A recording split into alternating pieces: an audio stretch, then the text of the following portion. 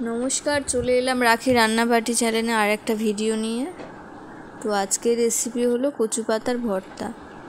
কিভাবে আমি কচু পাতাটাকে ভর্তা বানাই সেটা দেখাবো আর কি, খুব সহজ পদ্ধতিতে।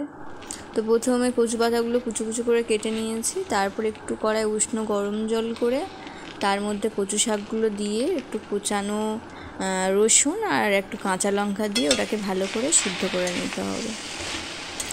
তো যাতে সিদ্ধটা তাড়াতাড়ি হয়ে যায় তার জন্য একটুখানি লবণও দিয়ে দিতে হবে। তো এখানে আমি একটু লবণ দিয়ে দেব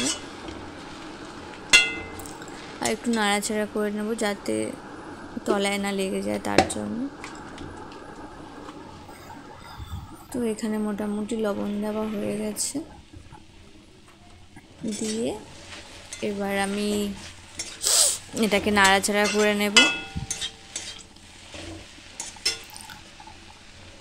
তো এখানে মোটামুটিভাবে সিদ্ধ হয়ে এসেছিলো, তাও আমার মনে হলো যেন আরও একটু উষ্ণ গরম জল লাগবে। তো আমি আর একটু উষ্ণ গরম জল দিয়ে ভালো করে এটাকে সিদ্ধ করে নিলাম।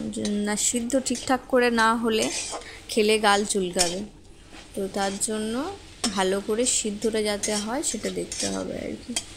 তো সিদ্ধ মোটামুটিভাবে হয়ে গেছে, আর দেখলেই বোঝা যাবে বেশ নরম নরম হয়ে এসেছে, মানে সিদ্ধটাও ঠিকঠাকভাবে হয়ে গেছে। তো এখানে আমি সিদ্ধটা পাশে সাইড করে রেখে দেব। দিয়ে এবার কড়াইয়ের মধ্যে একটু তেল গরম করে কাঁচা লঙ্কা আর কালো জিরে দেব। তো কাঁচা লঙ্কা যেহেতু আমি আগে সিদ্ধ করার সময় দিয়ে দিয়েছি, তো সেই জন্য এখানে দিলাম না, যেহেতু আমি লঙ্কাটা একটু কম খাই।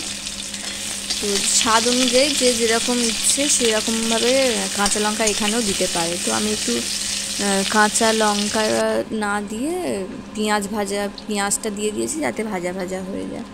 আর এখানে একটু তেঁতুল নিয়ে নিয়েছি, তেঁতুলের একটু পাল্প বের করে নেব যাতে কচু পাতার মধ্যে ওটা মিশিয়ে দেওয়ার পরে যাতে গালটা না চুলকায়। যেহেতু আমার একটু অ্যালার্জির প্রবলেম আছে, সেখানে কচু পাতা খেলে আমার একটু গালটা ধরে আর কি। তো তার জন্য আমি একটু তেঁতুল দিয়ে দিলাম। তো এখানে বেশ পেঁয়াজটা ভাজা ভাজা হয়ে যাওয়ার পর আমি কচু শাকগুলো দিয়ে দিলাম। এবার এটাকে বেশ সুন্দর করে নাড়াচাড়া করে নিতে হবে যাতে পেঁয়াজগুলো ভালো করে শাকগুলোর গায়ে মিশেও যায়। আর সিদ্ধ করার সময় যে একটা অল্প জল থেকে থাকে কচু শাকের মধ্যে, সেগুলো যাতে ঠিকঠাকভাবে শুকিয়ে যায়, কারণ জলটা থাকলে কী হয় গলা ধরতে পারে আর কি খাওয়ার সময়। তো আমি এখানে তেঁতুলটা দিয়ে দিয়েছিলাম, দেখানো হয়নি সেটা আমার ভিডিওতে।